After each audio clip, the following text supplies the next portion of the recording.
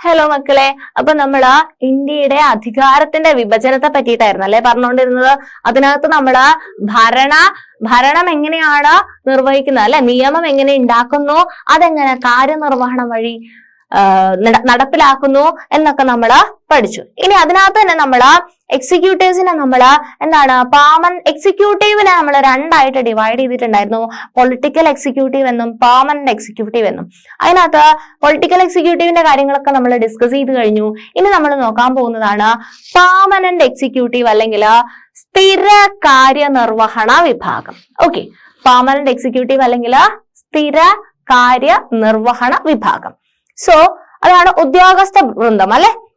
So the bureaucracy carries out the day-to-day operations of the government and assists the political executive in formulating bills including the budget. Okay, ഗവൺമെന്റിന്റെ ദൈനംദിന പ്രവർത്തനങ്ങൾ നിറവേറ്റുന്നതിനും budget ഉൾപ്പെടെയുള്ള ബില്ലുകൾ രൂപീകരിക്കുന്നതിൽ രാഷ്ട്രീയ കാര്യനിർവഹണ വിഭാഗത്തെ സഹായിക്കുന്നതും bureaucracy എന്നറിയപ്പെടുന്ന ഉദ്യോഗസ്ഥ വൃന്ദമാണ്. അപ്പം എല്ലാ കാര്യങ്ങളും, രാഷ്ട്രീയപരമായിട്ടുള്ള എല്ലാ കാര്യങ്ങളും ചെയ്യാൻ വേണ്ടിയിട്ടൊക്കെ ഗവൺമെന്റിനെ സഹായിക്കുന്നത് ആരാണ്? ഉദ്യോഗസ്ഥന്മാരാണ്. ഓക്കെ, ഒരു ബ്യൂറോക്രസി എന്ന് പറയുന്ന ഉദ്യോഗസ്ഥ വൃന്ദമാണ്. They are a skilled and accomplished category who are selected through competitive examinations and trained on the basis of merit. എങ്ങനെയാണ് ഈ ഉദ്യോഗസ്ഥന്മാരെ സെലക്ട് ചെയ്യുന്നത്? യോഗ്യതയുടെ അടിസ്ഥാനത്തിൽ അല്ലെ, ഡിഗ്രി ക്വാളിഫിക്കേഷൻ, അങ്ങനെ ക്വാളിഫിക്കേഷൻ വെച്ചിട്ട് അവരെന്ത് ചെയ്യും?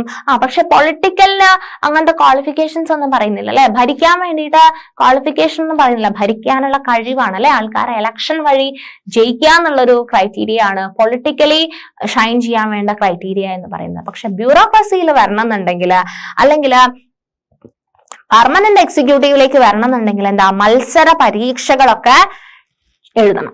ഓക്കെ, യോഗ്യതകളുടെ അടിസ്ഥാനത്തിൽ മത്സരം, നിങ്ങൾ കേട്ടിട്ടില്ലേ സിവിൽ സർവീസ് എക്സാം അല്ലെങ്കിൽ സിവിൽ സർവൻസ് എന്നൊക്കെ പറഞ്ഞിട്ട് കേൾക്കുന്നില്ലേ? സോ യോഗ്യതകളുടെ അടിസ്ഥാനത്തിൽ മത്സര പരീക്ഷകളിലൂടെ തിരഞ്ഞെടുക്കപ്പെടുകയും പരിശീലനം ലഭിക്കുകയും ചെയ്യുന്ന വൈദഗ്ധ്യമുള്ളവരും നിപുണരുമായ വിഭാഗമാണ് ഇവർ. നിശ്ചിത റിട്ടയർമെന്റ് പ്രായം വരെ കാലാവധി ഉള്ളവരായൊക്കെയാണ് ഇവരെ സ്ഥിര കാര്യനിർവഹണ വിഭാഗം എന്ന് പറയുന്നത്.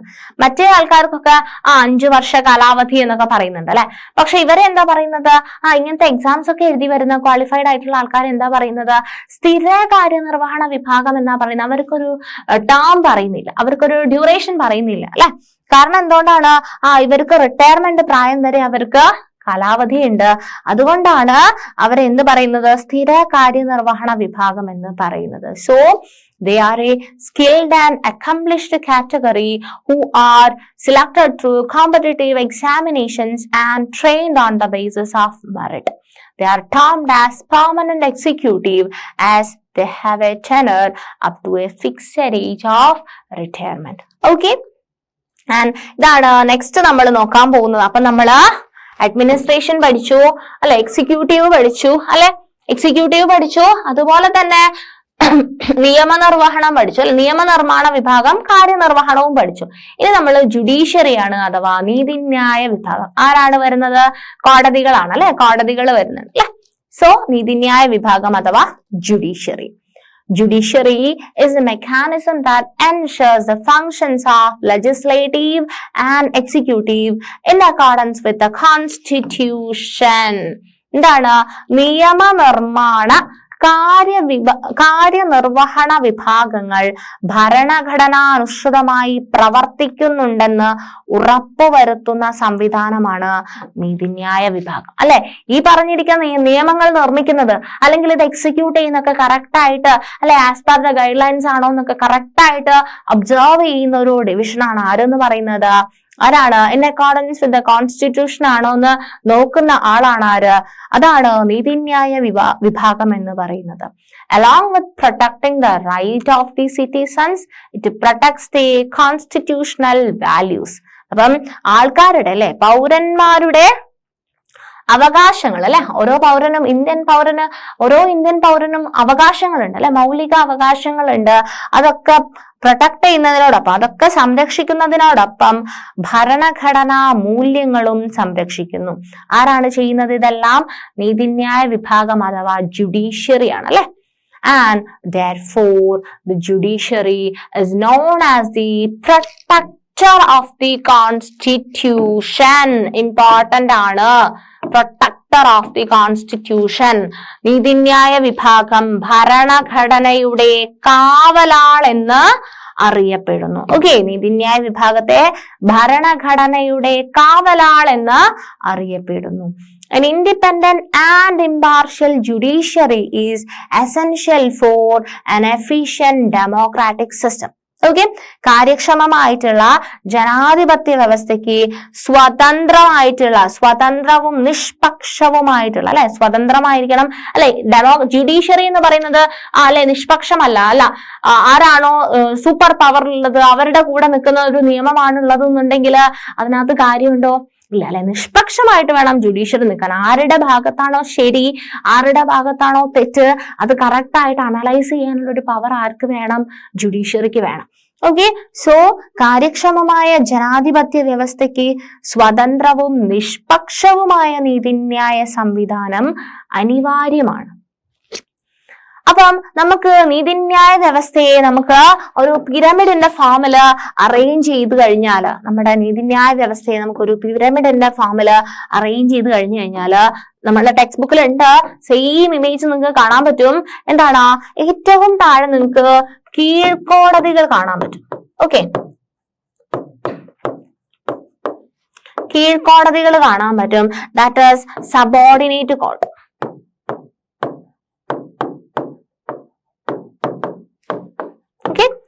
സബോർഡിനേറ്റ് കോർട്ട്സ് കാണാൻ പറ്റും. അതിന്റെ മേലെ നിങ്ങൾക്ക് ഡിസ്ട്രിക്ട് കോർട്ട് കാണാൻ പറ്റും. ഓക്കെ, ഡിസ്ട്രിക്ട് കോർട്ട് കാണാൻ പറ്റും, അതായത് ജില്ലാ കോടതികൾ.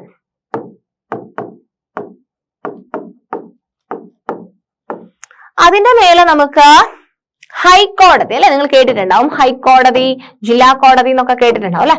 സോ ഹൈക്കോടതി അല്ലെങ്കിൽ ഹൈക്കോർട്ടിനെ കാണാൻ പറ്റും. അപ്പൊ നമ്മുടെ ഏറ്റവും ടോപ്പിലുള്ളതാണ് ദാറ്റ് ഈസ് സുപ്രീം കോടതി അല്ലെ, സുപ്രീം കോടതി അല്ലെ. പിരമിഡിന്റെ ഏറ്റവും ടോപ്പിലുള്ളതാണ് സുപ്രീം കോടതി. അപ്പം ഏറ്റവും താഴെയായിട്ട് കീഴ്ക്കോടതികൾ അല്ലെങ്കിൽ സബോർഡിനേറ്റ് കോർട്ട് ഉണ്ട്, ജില്ലാ കോടതി ഉണ്ട്, ഡിസ്ട്രിക്ട് കോർട്ട് ഉണ്ട്, ഹൈക്കോടതി അല്ലെങ്കിൽ ഹൈക്കോർട്ട് ഉണ്ട്, ഏറ്റവും ടോപ്പിൽ സുപ്രീം കോർട്ട് ഉണ്ട്.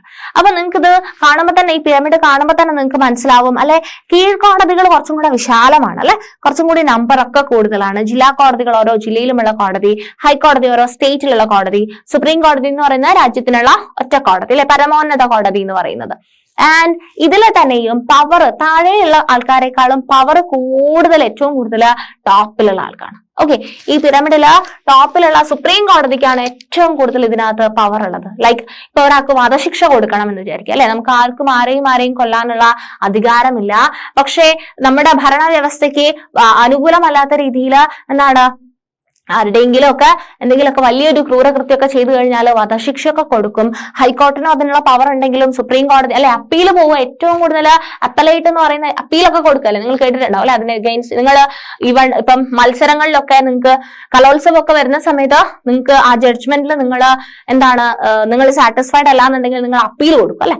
അതുപോലെ ഇതുപോലെ ഇവിടുത്തെ നിയമത്തിലും എന്തെങ്കിലും അപ്പീൽ മീൻസ് നിങ്ങൾ സാറ്റിസ്ഫൈഡ് അല്ലാന്നുണ്ടെങ്കിൽ, ആ വിധിച്ചിരിക്കുന്ന ശിക്ഷയിൽ നിങ്ങൾ സാറ്റിസ്ഫൈഡ് അല്ലാന്നുണ്ടെങ്കിൽ നിങ്ങൾക്ക് അപ്പീൽ പോകാൻ പറ്റും. അപ്പൊ താഴെ കോടതിയിൽ നിന്നും മേലെ കോടതികളിലേക്ക് അപ്പീൽ കൊടുക്കാൻ വേണ്ടിയിട്ട് പറ്റും.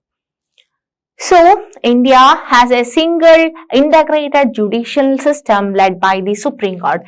ഇന്ത്യയുടെ ജുഡീഷ്യറി സിസ്റ്റം ആരാണ് ലീഡ് ചെയ്യുന്നത്? സുപ്രീം കോർട്ടാണ് ലീഡ് ചെയ്യുന്നത്. സോ സുപ്രീം കോടതിയുടെ നേതൃത്വത്തിൽ ഒരു ഏക സംയോജിത ജുഡീഷ്യൽ സംവിധാനം അല്ലെ, സിംഗിൾ ഇന്റഗ്രേറ്റഡ് ആയിട്ടുള്ള single judicial system led by supreme court. പിരമിഡിന്റെ രൂപത്തിൽ ക്രമീകരിച്ചിരിക്കുന്നത് അല്ലെ, നമ്മൾ കണ്ടു, ഈ പിരമിഡ് നിങ്ങൾ കണ്ടു.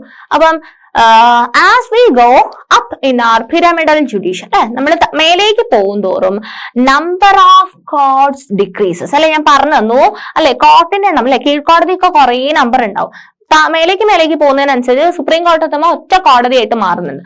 ഡിസ്ട്രിക്ട് കോടതി എന്ന് പറഞ്ഞാൽ കുറെ ജില്ലകളുണ്ട് അല്ലെ ഇന്ത്യയിൽ, ഓരോ ജില്ലയിലുമുള്ള കോടതി. ഹൈക്കോടതി എന്ന് പറഞ്ഞാൽ സ്റ്റേറ്റിന്റെ എണ്ണത്തിനനുസരിച്ചുള്ള കോടതി. സുപ്രീം കോടതി എന്ന് പറയുമ്പോൾ ഏറ്റവും ടോപ്പിൽ അല്ലെ, രാജ്യം മൊത്തം പ്രതിനിധാനം ചെയ്യുന്ന ഒരു കോടതിയാണ് സുപ്രീം കോർട്ട് എന്ന് പറയുന്നത്. സോ എന്താണ്, പിരമിഡിന്റെ രൂപത്തില് എന്താണ്, the number of court decreases and powers of the court increase ചെയ്യും അല്ലെ. താഴേന്ന് മേലോട്ട് പോകുന്നതോറും കോടതിയുടെ എണ്ണം കുറഞ്ഞു വരും. പക്ഷെ പവർ എന്താണ്, സൂപ്പർ പവർ എന്ന്, പവർ ഇങ്ങനെ കൂടി, നിങ്ങൾ കേട്ടിട്ടുണ്ടാവും അല്ലെ, സുപ്രീം കോടതി, ചീഫ് ജസ്റ്റിസ് എന്നൊക്കെ പറയുന്നത് അല്ലെ. അപ്പം മുകളിലേക്ക് പോകുന്നതിനനുസരിച്ച് എന്താണ്, പവർ കൂടി വരും. അതാ പറയുന്നത് പിരമിഡിന്റെ രൂപത്തിൽ ക്രമീകരിച്ചിരിക്കുന്ന നമ്മുടെ ജുഡീഷ്യൽ വ്യവസ്ഥയിൽ മുകളിലേക്ക് പോകുന്തോറും കോടതികളുടെ എണ്ണം കുറയുകയും അധികാരങ്ങൾ കൂടുകയും ചെയ്യുന്നു.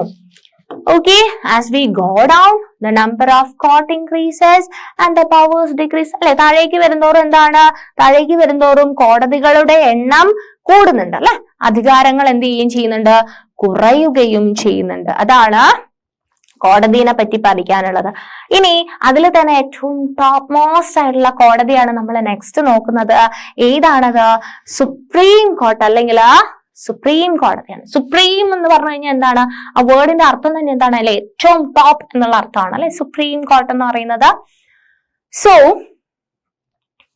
the Supreme Court came into existence on 28 January 1950. എപ്പോഴാണ് സുപ്രീം കോടതി ഇന്ത്യയിൽ നിലവിൽ വന്നത്? 1950 ജനുവരി 28. ഓക്കെ, സോ നമ്മുടെ പരമോന്നത നീതിപീഠം എന്ന് പറയുന്നത് ആരെയാണ്? പരമോന്നത നീതിപീഠം എന്ന് പറയുന്നത് സുപ്രീം കോടതിയാണ്. അത് നിലവിൽ വന്നിരിക്കുന്നത് 1950 ജനുവരി 28. എവിടെയാണ് സുപ്രീം കോർട്ടിന്റെ ഹെഡ് ക്വാർട്ടർ എന്ന് പറയുന്നത്? ന്യൂഡൽഹിയിലാണ് അല്ലെ. സോ ന്യൂഡൽഹിയിലാണ് ഇതിന്റെ ഹെഡ് ക്വാർട്ടർ അല്ലെങ്കിൽ ആസ്ഥാനം എന്ന് പറയുന്നത്. Retirement age of supreme court judges 65 years. അപ്പൊ 65 വയസ്സാവുമ്പോഴാണ് എന്ത് ചെയ്യുന്നത്, സുപ്രീം കോടതി ജഡ്ജിമാരുടെ ഔദ്യോഗിക കാലാവധി എന്ന് പറയുന്നത് 65 വയസ്സാണ്. അപ്പൊ 65 വയസ്സായാലാണ് സുപ്രീം കോടതി എന്ത് ചെയ്യുന്നുണ്ടാവുക, ജഡ്ജിമാർ എന്ത് ചെയ്യുന്നുണ്ടാവുക, retire ചെയ്യുന്നുണ്ടാവുക. Parliament has the power to remove judges of Supreme Court before completing his or her term.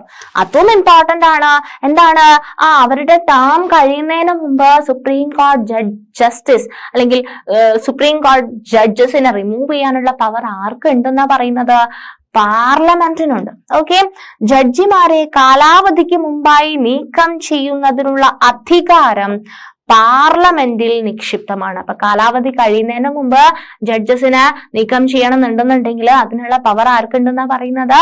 പാർലമെന്റിനുണ്ട്. It is before the president that the chief justice and other judges take oath as well as submit their resignation. നമ്മള് പ്രസിഡന്റിന്റെ power പറഞ്ഞപ്പോ നമ്മൾ പറഞ്ഞു അല്ലെ, supreme court ജഡ്ജസിനെയും high court ജഡ്ജസിനെയും ഒക്കെ appoint ചെയ്യുന്നത് രാഷ്ട്രപതിയാണെന്ന് പറഞ്ഞു. So അതാ പറയുന്നത്, ചീഫ് ജസ്റ്റിസും മറ്റ് ജഡ്ജിമാരും സത്യപ്രതിജ്ഞ ചെയ്യുന്നതും രാജി സമർപ്പിക്കുന്നതും രാഷ്ട്രപതി മുമ്പാകെയാണ്. ഇനിയിപ്പോ റിസൈൻ ചെയ്യണമെങ്കിൽ റെസിഗ്നേഷൻ ലെറ്റർ ആരുടെ കയ്യിലാണ് കൊടുക്കുന്നത്? രാഷ്ട്രപതിയുടെ കയ്യിലാണ് കൊടുക്കുന്നത്. And the Supreme Court acts as the supreme interpreter of the Constitution and the guardian of fundamental rights. Important ആയിട്ടുള്ള പോയിന്റ്സ് ആണ് ഈ അണ്ടർലൈൻ ചെയ്യുന്നതെല്ലാം. And while providing solution to various legal disputes. എന്താ പറയുന്നത്? വിവിധ തരത്തിലുള്ള നിയമ തർക്കങ്ങൾക്ക് പരിഹാരം നൽകുന്നുണ്ട് അല്ലെ. എന്തെങ്കിലും അല്ലെ നിയമത്തിന്റെ ഭാഗത്തുള്ള തർക്കത്തിനൊക്കെ പരിഹാരം കൊടുക്കുന്നത് സുപ്രീം കോർട്ടാണ്. അതോടൊപ്പം തന്നെ സുപ്രീം കോടതി ഭരണഘടനയുടെ പരമോന്നത വ്യാഖ്യാതാവായും മൗലിക അവകാശങ്ങളുടെ സംരക്ഷകനായും നിലകൊള്ളുന്നു അല്ലെ. എവിടെയെങ്കിലുമൊക്കെ മൗലിക അവകാശം നിഷേധിക്കപ്പെടുന്ന എന്നുണ്ടെങ്കിൽ നമുക്ക് സുപ്രീം കോടതി വരെ കേസ് പോയി കഴിഞ്ഞാൽ നമുക്ക് എന്ത് കിട്ടും? നമുക്ക് നീതി കിട്ടും. അപ്പൊ മൗലിക അവകാശങ്ങള് സംരക്ഷിക്കുന്നത് ആരാണ്? സുപ്രീം കോടതി മൗലിക അവകാശങ്ങളുടെ സംരക്ഷകരായിട്ടും എന്ത് ചെയ്യുന്നുണ്ട്? നിലകൊള്ളുന്നുണ്ട്. നെക്സ്റ്റ് നമ്മൾ നോക്കുന്നത് സുപ്രീം കോടതി. നമ്മൾ ഇത്രയൊക്കെ പറഞ്ഞു. സുപ്രീം കോടതി എന്ന് പറയുന്നത് ഇന്ത്യയിലെ പരമോന്നത നീതിപീഠാണെന്നൊക്കെ പറഞ്ഞു അല്ലെ. അപ്പം സുപ്രീം കോടതിയുടെ അധികാരങ്ങളാണ് നെക്സ്റ്റ് പഠിക്കുന്നത്. That is powers of the supreme കോടതി. സുപ്രീം കോടതിയുടെ അധികാരങ്ങൾ. First, original jurisdiction. എന്താണ് ഒറിജിൻ എന്ന് പറഞ്ഞു കഴിഞ്ഞാൽ എന്താ? ഉണ്ടാവുന്നതിനല്ലേ ഒറിജിൻ എന്ന് പറയുന്നത്. സോ ഉദ്ഭവ അധികാരം. That is original jurisdiction. ഉദ്ഭവ അധികാരം, ഒറിജിനൽ ജൂറിസ്ഡിക്ഷൻ എന്ന് പറഞ്ഞു കഴിഞ്ഞാല് certain matters which can be resolved only by the supreme court come within the ambit of this jurisdiction. എന്താണ്? സുപ്രീം കോടതിക്ക് മാത്രം ഒറിജിനൽ ജൂറിസ്ഡിക്ഷൻ എന്ന് പറഞ്ഞു കഴിഞ്ഞാല് സുപ്രീം കോടതിക്ക് മാത്രം പരിഹരിക്കാൻ കഴിയുന്ന ചില വിഷയങ്ങളാണ് ഉദ്ഭവ അധികാരങ്ങളുടെ പരിധിയിൽ വരുന്നത് അല്ലെ. ഈ ഇഷ്യൂസ് ആർക്ക് മാത്രമേ സോൾവ് ചെയ്യാൻ വേണ്ടി പറ്റുള്ളൂ? സുപ്രീം കോടതിക്ക് മാത്രമേ പറ്റത്തുള്ളൂ. ഓക്കെ, എക്സാമ്പിൾ ആണ് സ്റ്റേറ്റ് സെന്റർ ഡിസ്പ്യൂട്ട്. അപ്പം കേന്ദ്ര സംസ്ഥാന തർക്കങ്ങൾ അല്ലെ. കേന്ദ്ര ഗവൺമെന്റും സംസ്ഥാന ഗവൺമെന്റും ഒക്കെ ആയിട്ട് എന്തെങ്കിലും പ്രശ്നമൊക്കെ ഉണ്ടാവാന്നൊക്കെ വിചാരിച്ചോ, അല്ലെങ്കിൽ സ്റ്റേറ്റ് സെൻട്രൽ ഡിസ്പ്യൂട്ട്സ് ഉണ്ടായി കഴിഞ്ഞാൽ ആരാണ് ഇവിടെ പ്രശ്ന പരിഹാരം നടത്തുന്നത്?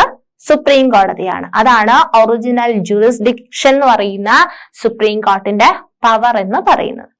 ഓക്കെ, ഇനി രണ്ടാമതൊരു പവർ ആണ് അപ്പലൈറ്റ് ജൂറിസ്ഡിക്ഷൻ, അല്ലെങ്കിൽ അപ്പീൽ പരിഗണിക്കാനുള്ള അധികാരം. ഞാൻ നേരത്തെ പറഞ്ഞു അല്ലെ, നമുക്ക് എന്തെങ്കിലും ഒരു ഇഷ്യൂസ് ഒക്കെ ഉണ്ടെങ്കിൽ ഹയർ കോർട്ടിലേക്ക് എന്ത് ചെയ്യാൻ പറ്റും?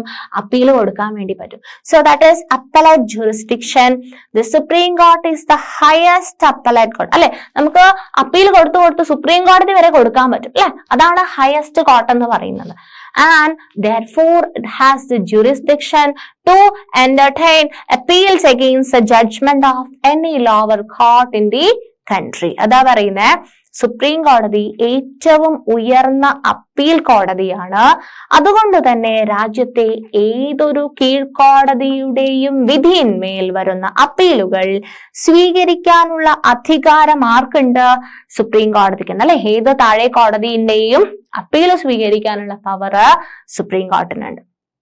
Okay, next advisory jurisdiction. മൂന്നാമത്തെ പവറാണ് അഡ്വൈസറി ജൂറിസ്ഡിക്ഷൻ. അഡ്വൈസറി ജൂറിസ്ഡിക്ഷൻ എന്ന് പറഞ്ഞു കഴിഞ്ഞാല് the supreme court has a constitutional obligation to give legal advice on any matter demanded by the president. എന്താണ്? ഉപദേശക അധികാരം. എന്താ ഉപദേശക അധികാരം എന്ന് പറഞ്ഞു കഴിഞ്ഞാല് രാഷ്ട്രപതി ആവശ്യപ്പെടുന്ന ഏതൊരു വിഷയത്തെ സംബന്ധിച്ചും നിയമോപദേശം നൽകുവാൻ അല്ലെ. രാഷ്ട്രപതി എന്തൊരു വിഷയം ആവശ്യപ്പെട്ട അല്ലെ, ലീഗലി അതിന്റെ നിയമവശമായിട്ട് അതിന്റെ ഉപദേശം നൽകുവാൻ സുപ്രീം കോടതിക്ക് ഭരണഘടനാപരമായിട്ട് ബാധ്യതയുണ്ട്. അപ്പം രാഷ്ട്രപതി ആവശ്യപ്പെടുന്നതിനെല്ലാം നിയമോപദേശം കൊടുക്കാൻ ഭരണഘടനാപരമായിട്ട് ആർക്ക് ബാധ്യതയുണ്ട്? സുപ്രീം കോടതിക്ക് ബാധ്യതയുണ്ട്. അപ്പം അതാണ് അഡ്വൈസറി ജൂറിസ്ഡിക്ഷൻ എന്ന് പറയുന്നത്. നാലാമത്തെ അധികാരമാണ് റിട്ട് ജൂറിസ്ഡിക്ഷൻ.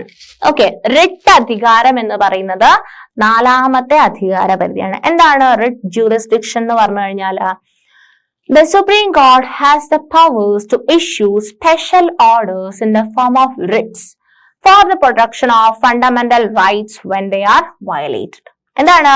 മൗലിക അവകാശങ്ങൾ ലംഘിക്കപ്പെടുമ്പോൾ അല്ലെ, ആർക്കെങ്കിലൊക്കെ മൗലിക അവകാശം ലംഘിക്കപ്പെടുന്നുണ്ടെന്നുണ്ടെങ്കിൽ അവയുടെ സംരക്ഷണാർത്ഥം റിട്ടുകളുടെ രൂപത്തിൽ പ്രത്യേക ഉത്തരവുകൾ പുറപ്പെടുവിക്കാൻ സുപ്രീം കോടതിക്ക് അധികാരമുണ്ട് അല്ലെ. എവിടെയെങ്കിലും മൗലിക അവകാശങ്ങൾ ലംഘിക്കപ്പെടുന്നുണ്ടെന്നുണ്ടെങ്കിൽ അതിന് അഗെയിൻസ്റ്റ് ആയിട്ട് റിട്ട് പുറപ്പെടുവിക്കാനുള്ള അവകാശം ആർക്കാണുള്ളത്? സുപ്രീം കോർട്ടിനുണ്ട്. അതുപോലെ തന്നെ ജുഡീഷ്യൽ റിവ്യൂ. അഞ്ചാമത്തെ സൂപ്പർ പവർ ആണ് എന്ത്? ജുഡീഷ്യൽ റിവ്യൂ എന്ന് പറഞ്ഞു കഴിഞ്ഞാല് judiciary is the most powerful force in carrying out its role as the guardian of the constitution with its judicial review. അതാണ് പുനരവലോകന അധികാരം അല്ലെ. ജൂറിസ് റിവ്യൂ എന്ന് പറഞ്ഞു കഴിഞ്ഞാൽ എന്താ, അവലോകനം ചെയ്യുക അല്ലെ. പുനരവലോകന അധികാരം എന്ന് പറഞ്ഞു കഴിഞ്ഞാല് ഭരണഘടനയുടെ സംരക്ഷകർ എന്ന ചുമതല നിർവഹിക്കുന്നതിൽ നീതിന്യായ വിഭാഗത്തിന് ഏറ്റവും കരുത്തായി നിൽക്കുന്നത് അതിന്റെ നീതിന്യായ പുനരവലോകന അധികാരമാണ്. അപ്പം അത് ജുഡീഷ്യൽ റിവ്യൂ എന്ന് പറയുന്നത് power of the supreme court to examine the constitutionally of any law made in the parliament or the orders passed by the executive. Parliament പാസാക്കുന്ന നിയമങ്ങളുടെയും കാര്യനിർവഹണ വിഭാഗം പുറപ്പെടുവിക്കുന്ന ഉത്തരവുകളുടെയും ഭരണഘടനാ സാധുത പരിശോധിക്കുവാനും അവ ഭരണഘടനയുടെ വാക്കുകൾക്കോ അർത്ഥത്തിനോ വിരുദ്ധമാണെന്ന് ബോധ്യമായാൽ അവയെ ഭരണഘടനാ വിരുദ്ധമെന്ന് പ്രഖ്യാപിക്കുവാനുമുള്ള സുപ്രീം കോടതിയുടെ പ്രത്യേക അധികാരമാണ് നീതിന്യായ പുനരവലോകന അധികാരം. എന്താ പറഞ്ഞിട്ടുള്ളത്? ഇമ്പോർട്ടന്റ് ആണ്. Judicial review is the power of the Supreme Court to examine the constitutionality of any law made in the parliament. അല്ലെ, പാർലമെന്റില് ഉണ്ടാക്കിയിട്ടുള്ള നിയമം, അതുപോലെ തന്നെ orders passed by the executive അല്ലെ. എക്സിക്യൂട്ടീവ്സ് പാസ് ചെയ്യുന്ന, പാർലമെന്റിൽ നിയമം ഉണ്ടാക്കുന്നു, എക്സിക്യൂട്ടീവ് പാസ്സാക്കുന്നു. And if the court arrives at the conclusion that the law is inconsistent with the provision of the constitution, അപ്പം ലോയ്ക്ക് നീതിന്യായത്തിന് തോന്നുകയാണ് ഈ ഉണ്ടാക്കിയിട്ടുള്ള ലോ കോൺസ്റ്റിറ്റ്യൂഷന് അഗെയിൻസ്റ്റ് ആണെന്ന് തോന്നുകയാണെന്നുണ്ടെങ്കിൽ such a law is declared as unconstitutional and inapplicable അല്ലെ. അതെന്താക്കും, അത് ഭരണഘടനാ വിരുദ്ധമാണെന്ന് ബോധ്യമായി കഴിഞ്ഞാൽ അതിനെ അവോയ്ഡ് ചെയ്യാൻ വേണ്ടിയിട്ട് അല്ലെ, ഇന്നാപ്ലിക്കബിൾ ആക്കാനുള്ള റൈറ്റ് ആർക്കുണ്ട്? ജുഡീഷ്യറിക്കുണ്ട്. പാർലമെന്റ് പാസാക്കുന്ന നിയമങ്ങളുടെയും കാര്യനിർവഹണ വിഭാഗം പുറപ്പെടുവിക്കുന്ന ഉത്തരവുകളുടെയും ഭരണഘടനാ സാധുത പരിശോധിക്കുവാനും അവ ഭരണഘടനയുടെ വാക്കുകൾക്കോ അർത്ഥത്തിനോ വിരുദ്ധമാണെന്ന് ബോധ്യമായാൽ അവയെ ഭരണഘടനാ വിരുദ്ധമെന്ന് പ്രഖ്യാപിക്കുവാനുമുള്ള സുപ്രീം കോടതിയുടെ പ്രത്യേക അധികാരമാണ് നീതിന്യായ പുനരവലോകന അധികാരം. ഓക്കെ, ക്ലിയർ അല്ലേ ജുഡീഷ്യൽ റിവ്യൂ എന്ന് പറയുന്നത്? സോ ഇത്രയുമാണ് നമ്മുടെ സുപ്രീം കോടതിയുടെ അധികാരങ്ങൾ എന്ന് പറയുന്നത്. എന്തൊക്കെ അധികാരങ്ങളാണ് നമ്മളിപ്പോ സുപ്രീം കോടതിക്ക് കണ്ടത്? ഒറിജിനൽ ജൂറിസ്ഡിക്ഷൻ അല്ലെങ്കിൽ ഉദ്ഭവ അധികാരം എന്ന് പറഞ്ഞാൽ എന്താണ്?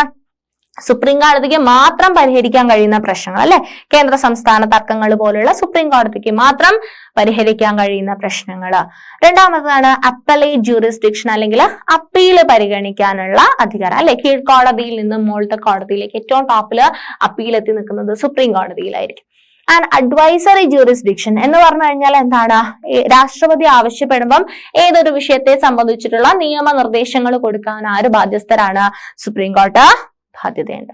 അതുപോലെ തന്നെ റിട്ട് ജൂറിസ്ഡിക്ഷൻ അല്ലെ. എവിടെയെങ്കിലും മൗലികാവകാശമൊക്കെ ലംഘിക്കപ്പെടുന്നുണ്ടെന്നുണ്ടെങ്കിൽ എന്താണ്? റിട്ട് പാസ്സാക്കാനുള്ള അധികാരം ആർക്കുണ്ട്?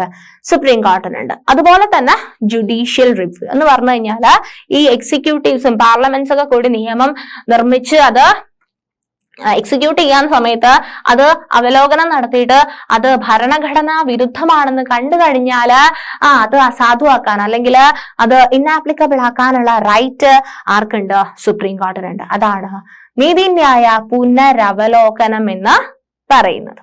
ഓക്കെ, ഇനി നെക്സ്റ്റ് ആണ് checks and balances. Checks and balances പരസ്പര നിയന്ത്രണവും അധികാര സന്തുലനവും. ഓക്കെ, അപ്പം constitutionally the powers of the government are divided into 3 branches അല്ലെ. Legislative, executive and judicial. നമുക്ക് അറിയുന്ന കാര്യമാണ്. ഭരണഘടനാപരമായിട്ട് ഗവൺമെന്റിന്റെ അധികാരങ്ങൾ നിയമനിർമ്മാണം, കാര്യനിർവഹണം, നീതിന്യായം എന്നീ 3 വിഭാഗങ്ങൾക്കായിട്ട് വിഭജിച്ച് നൽകിയിരിക്കുന്നു. However, our constitution has taken care to ensure a reasonable mutual control, coordination and balance in the exercise of powers among them. Okay, so അങ്ങനെ 3 ആയിട്ട് ഡിവൈഡ് ചെയ്ത് കൊടുത്തിട്ടുണ്ടെങ്കിലും എന്നിരുന്നാലും ഇവയ്ക്കിടയിൽ യുക്തിസഹമായ ഒരു പരസ്പര നിയന്ത്രണവും ഏകോപനവും അധികാര പ്രയോഗത്തിലെ സന്തുലനവും സാധ്യമാക്കുവാൻ നമ്മുടെ ഭരണഘടന ശ്രദ്ധിച്ചിട്ടുണ്ട്. അപ്പം 3ആയിട്ട് പവറിനെ ഡിവൈഡ് ചെയ്യുമ്പോഴും ഇവർക്ക് അങ്ങോട്ടും ഇങ്ങോട്ടും എന്ത് ചെയ്യാൻ പറ്റും? അവർ ചെയ്യുന്നത് ശരിയാണോ, അല്ലെങ്കിൽ ഇവിടെ എന്തെങ്കിലും തെറ്റുണ്ടോ, അങ്ങനെ അങ്ങോട്ടും ഇങ്ങോട്ടും ചെക്സ് ആൻഡ് ബാലൻസ് ആയിട്ട് പോകുന്ന ഒരു സിസ്റ്റം ഉണ്ട് നമ്മളുടെ ഭരണഘടനയിൽ. അതാണ് ഇത്. ഇപ്പം പാർലമെന്റിന് അങ്ങോട്ടും ഇങ്ങോട്ടും ഇവർക്ക് 3 ആൾക്കാർ, എക്സിക്യൂട്ടീവിനായാലും അതുപോലെ തന്നെ ജുഡീഷ്യറിക്ക് ആണെങ്കിലും അതുപോലെ തന്നെ പാർലമെന്റിനാണെങ്കിലും എന്താണ് അങ്ങോട്ടും ഇങ്ങോട്ടും എന്ത് ചെയ്യാൻ പറ്റും? ചെക്ക് ആൻഡ് ബാലൻസിന്റെ ഒരു മെക്കാനിസം വർക്ക് ആവുന്നുണ്ട്. Parliament can control the executive. പാർലമെന്റിന് ആരെ കൺട്രോൾ ചെയ്യാൻ പറ്റും? എക്സിക്യൂട്ടീവിനെ കൺട്രോൾ ചെയ്യാൻ പറ്റും. എന്താണ്?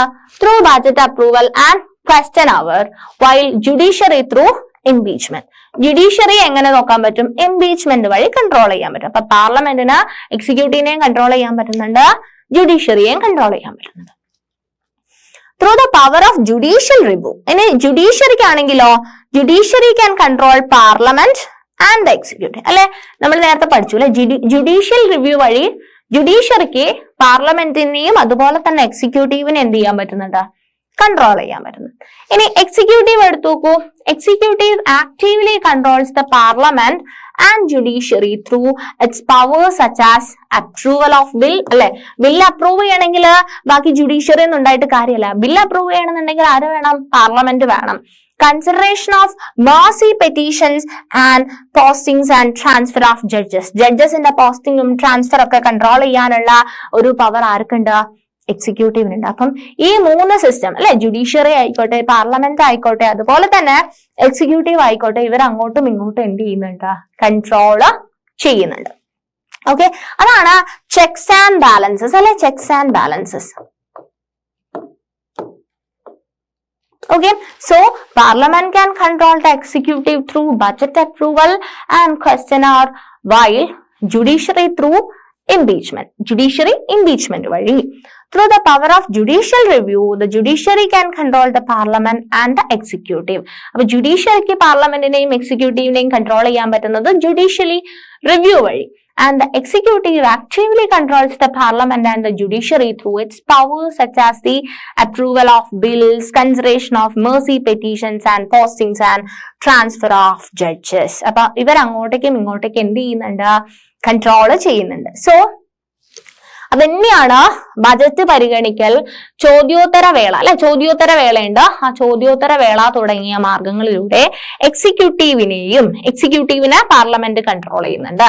അതുപോലെ തന്നെ ഇംപീച്ച്മെന്റ് പോലുള്ളവയിലൂടെ ജുഡീഷ്യറിയെയും നിയന്ത്രിക്കുവാൻ പാർലമെന്റിന് കഴിയുന്നുണ്ട്. ഇനി നീതിന്യായ പുനരവലോകന അധികാരത്തിലൂടെ ജുഡീഷ്യറിക്ക് പാർലമെന്റിനെയും എക്സിക്യൂട്ടീവിനെയും നിയന്ത്രിക്കുവാൻ വേണ്ടിയിട്ട് സാധിക്കുന്നുണ്ട്. ഇനി ബില്ലുകൾക്ക് അംഗീകാരം നൽകൽ, ദയാഹർജി പരിഗണിക്കൽ, ജഡ്ജിമാരുടെ നിയമനം, സ്ഥലം മാറ്റം പോലുള്ളവയിലൂടെ എക്സിക്യൂട്ടീവിന് പാർലമെന്റിനെയും ജുഡീഷ്യറിയെയും ക്രിയാത്മകമായി നിയന്ത്രിക്കാവുന്നതാണ്. അപ്പം ഈ 3 സിസ്റ്റത്തിനും എന്ത് ചെയ്യാൻ പറ്റുന്നുണ്ടെന്ന് നമ്മൾ മനസ്സിലാക്കിയത്, അങ്ങോട്ടും ഇങ്ങോട്ടും കൺട്രോൾ ചെയ്ത് നിർത്താനുള്ളൊരു പവർ ഉണ്ട്. സോ അതുകൊണ്ട് തന്നെ അന്ന് അഡ്വാൻറ്റേജ് എന്താണ്? അപ്പൊ ഒരാൾ മാത്രമായിട്ട് കൺട്രോൾ ചെയ്യില്ല അല്ലെ, ഒരാൾ എന്തെങ്കിലും ഒരു ഫോൾട്ട് വരികയാണെന്നുണ്ടെങ്കിൽ ബാക്കി 2 ആൾക്കാരുണ്ട് അല്ലെ, ഇവരെ ചെക്ക് ചെയ്യാൻ വേണ്ടിയിട്ട്. അങ്ങനെ ഒരു ബാലൻസിൽ എന്തായി പോവും? നമ്മുടെ ഒരു അഡ്മിനിസ്ട്രേഷൻ പോയിക്കോളും, നമ്മുടെ ഒരു ഭരണം പോയിക്കോളും. The Constitution of India enshrines the democratic system and its values in the ideals of nationhood. The powers of the government is divided among the 3 branches to avoid centralization of power. Important ആണ് ഈ വാക്ക് അല്ലെ, power ഒരാളിലേക്ക് മാത്രം centralise ചെയ്ത് പോവാതിരിക്കാൻ വേണ്ടിയിട്ട്, prevent autocratic tendencies and to maintain democracy അല്ലെ, ഇതിനു വേണ്ടിയിട്ട് എന്ത് ചെയ്തിട്ടുണ്ടെന്നാ പറയുന്നത്? പവറിനെ 3ആയിട്ട് ഡിവൈഡ് ചെയ്ത് വെച്ചിട്ടുണ്ടെന്നാ പറയുന്നത്. സോ ഇന്ത്യൻ ഭരണഘടന ജനാധിപത്യം എന്ന ഭരണ സംവിധാനത്തെയും മൂല്യത്തെയും അതിന്റെ രാഷ്ട്ര സങ്കല്പങ്ങളിൽ ഉറപ്പിക്കുന്നു. അധികാര കേന്ദ്രീകരണം ഒഴിവാക്കുന്നതിനും സ്വേച്ഛാധിപത്യ പ്രവണതകൾ തടയുന്നതിനും അല്ലെ, അധികാര വികേന്ദ്രീകരണം അല്ലെ, ഒരാളിലേക്ക് മാത്രം പവർ ഒതുങ്ങി പോവുക, അതുപോലെ തന്നെ സ്വേച്ഛാധിപത്യം അല്ലെ, ഒരാൾ മാത്രം റൂൾ ചെയ്യാം, എന്നുള്ള പ്രവണതകൾ തടയുന്നതിനും ജനാധിപത്യം പരിപാലിക്കുന്നതിനും വേണ്ടിയാണ് ഗവൺമെന്റിന്റെ അധികാരം 3 ശാഖകൾക്കിടയിൽ വിഭജിച്ച് നൽകിയിരിക്കുന്നത്. Through the branches of government, our nation is implementing efforts to systematize ideas and aspirations of the freedom, struggle and the values and missions set forth by the Constitution. എന്താണ് സ്വാതന്ത്ര്യ സമരത്തിന്റെ ആശയങ്ങൾ അല്ലെ? സ്വാതന്ത്ര്യ സമരത്തിന്റെ ആശയം അന്നത്തെ സമയത്ത് നമ്മളെ എന്തൊക്കെ ആവശ്യങ്ങളായിരുന്നു അല്ലെ, അഭിലാഷങ്ങളായിരുന്നു, ഭരണഘടന മുന്നോട്ട് വെക്കുന്ന മൂല്യങ്ങള്, ദർശനങ്ങള് വ്യവസ്ഥാപിതമാക്കാനുള്ള ശ്രമങ്ങളാണ് ഗവൺമെന്റിന്റെ ശാഖകളിലൂടെ നമ്മുടെ രാഷ്ട്രം നടപ്പിലാക്കി വരുന്നത് അല്ലെ. അപ്പം എന്തൊക്കെയാണോ അന്ന് സ്വപ്നം കണ്ടിരുന്നത് അതെല്ലാം ഇന്ന് യാഥാർത്ഥ്യമാക്കാൻ വേണ്ടിയിട്ട് അത്തരത്തിലുള്ള ഒരു ഭരണഘടനാ നിർമ്മാണമാണ് നടന്നിരിക്കുന്നത്. അപ്പൊ നമ്മള് ഈ ഒരു സെഷനിൽ എന്തൊക്കെ കാര്യങ്ങളായിരുന്നു പഠിച്ചിട്ടുണ്ടായിരുന്നത്? പെർമനന്റ് എക്സിക്യൂട്ടീവിനെ പറ്റി പഠിച്ചു. അവര് എക്സാംസ് ഒക്കെ എഴുതി അല്ലെ, മത്സര പരീക്ഷ ഒക്കെ എഴുതി പാസ്സായിട്ട് വരുന്ന ആൾക്കാരാണ്. അവർക്ക് അങ്ങനെ പ്രത്യേകിച്ച് കാലാവധിയൊന്നുമില്ല. അത് കഴിഞ്ഞ് നമ്മള് നീതിന്യായ വിഭാഗത്തിനെ പറ്റി പറഞ്ഞു. നീതിന്യായ വിഭാഗത്തില് എന്താണ്, അതിനകത്ത് പരമോന്നത അല്ലെ ഒരു പിരമിഡ് ഉണ്ട്. താഴേന്ന് മേലേക്ക് പോകുന്നവർ എന്താണ്, കോടതികളുടെ എണ്ണം കുറഞ്ഞു വരികയും പവർ കൂടി ഏറ്റവും ടോപ്പ് പവർ ഉള്ളത് സുപ്രീം കോടതിക്കാണെന്ന് പറഞ്ഞു. ആൻഡ് സുപ്രീം കോടതിയെ പറ്റി നമ്മൾ പറഞ്ഞു. സുപ്രീം കോടതിയുടെ അധികാരങ്ങൾ നമ്മൾ പറഞ്ഞു അല്ലെ. എന്തൊക്കെയാണ്? ഒറിജിനൽ ജൂറിസ്ഡിക്ഷൻ അല്ലെങ്കിൽ ഉദ്ഭവാധികാരം, അപ്പലേറ്റ് ജൂറിസ്ഡിക്ഷൻ അല്ലെങ്കിൽ അപ്പീൽ പരിഗണിക്കാനുള്ള അധികാരം, അഡ്വൈസറി ജൂറിസ്ഡിക്ഷൻ അല്ലെങ്കിൽ ഉപദേശക അധികാരം, റിട്ട് ജൂറിസ്ഡിക്ഷൻ അല്ലെങ്കിൽ റിട്ട് അധികാരം, ജുഡീഷ്യൽ റിവ്യൂ അല്ലെങ്കിൽ പുനരവലോകന അധികാരം എന്നീ അധികാരങ്ങള് സുപ്രീം കോടതിക്ക് ഉണ്ടെന്ന് മനസ്സിലായി. അതിനുശേഷം നമ്മള് ചെക്സ് ആൻഡ് ബാലൻസസ് അല്ലെ. ഈ 3 സിസ്റ്റം വെച്ചിട്ടാണ് അല്ലെ, നീതിന്യായമുണ്ട്, കാര്യനിർവഹണമുണ്ട്, നിയമനിർമ്മാണമുണ്ട്. പക്ഷെ എന്താണ്, ഈ 3 സിസ്റ്റവും അങ്ങോട്ടും ഇങ്ങോട്ടും കൺട്രോൾ ചെയ്തതുകൊണ്ട് ഒരാൾ അല്ലെ, ഒരു ഇൻഡിവിജ്വൽ ആളായിട്ട് നമ്മളെ റൂൾ ചെയ്യുന്നില്ല എന്നുള്ളൊരു കാര്യമാണ്. സ്വേച്ഛാധിപത്യ ഭരണം നമുക്ക് ഇല്ല എന്നുള്ളൊരു കൺക്ലൂഷനിലാണ് നമ്മൾ ഈ ഒരു ചാപ്റ്റർ അവസാനിപ്പിക്കുന്നത്. അപ്പൊ എന്തൊക്കെ കാര്യങ്ങളാണ് നമ്മൾ ഈ ഒരു ചാപ്റ്ററിൽ പഠിച്ചെന്നുള്ള കാര്യങ്ങൾ ഒന്ന് ഓർത്ത് എന്റെ മക്കള്. ഒരുപാട് കാര്യങ്ങൾ പഠിച്ചു അല്ലെ. നമ്മുടെ പാർലമെന്റിനെ പറ്റിയിട്ട്, ഭരണഘടനയുടെ ആമുഖത്തെ പറ്റിയിട്ട് പഠിച്ചു. ഓരോ ആൾക്കാരുടെയും പവർ, ഭരണഘടന എങ്ങനെയാണ് വന്നിട്ടുള്ളതെന്ന് പഠിച്ചു. രാജ്യസഭ എന്താണ്, ലോകസഭ എന്താണ്, പ്രധാനമന്ത്രിയുടെ റൈറ്റ്, രാഷ്ട്രപതിയുടെ ഫങ്ഷൻസ്, പ്രധാനമന്ത്രി, അതുപോലെ തന്നെ നിയമം ഉണ്ടാക്കുന്ന ആൾക്കാര്, പാർലമെന്റിന്റെ സിസ്റ്റം എങ്ങനെയാണെന്ന് പഠിച്ചു അല്ലെ. പിന്നെ നമ്മള് എന്താണ്, നീതിന്യായ വ്യവസ്ഥയെ പറ്റി പഠിച്ചു അല്ലെ. നീതിന്യായം, സുപ്രീം കോടതിയുടെ ധർമ്മങ്ങൾ, അങ്ങനെ ഒരുപാട് കാര്യങ്ങൾ നമ്മൾ ഈ ഒരു ചാപ്റ്ററിൽ പഠിക്കേണ്ടായി. സിമ്പിൾ ആയിട്ടുള്ള ചാപ്റ്റർ ആണ്. കുറച്ച് നിങ്ങളൊന്ന് മനസ്സിലാക്കി കഴിഞ്ഞാൽ വളരെ എളുപ്പം കിട്ടുന്ന ഒരു ചാപ്റ്റർ ആണ്. എല്ലാ മക്കളും നന്നായിട്ട് ചാപ്റ്റർ പഠിക്കും. Thank you.